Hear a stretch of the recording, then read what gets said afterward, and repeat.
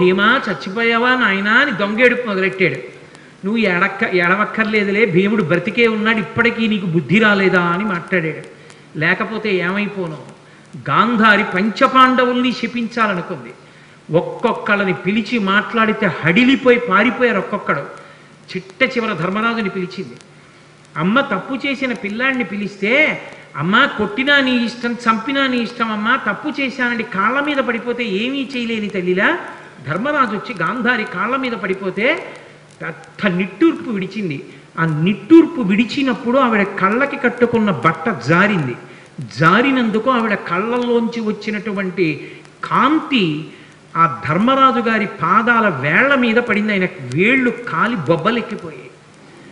అంతటి తీవ్ర దృక్కులతో చూసింది. చిట్ట చివరికి పాండవులను రక్షించినందుకు గాంధారి వలన కృష్ణ పరమాత్మ శాపం పొంది అవతార పరిసమాప్తి చేశారు.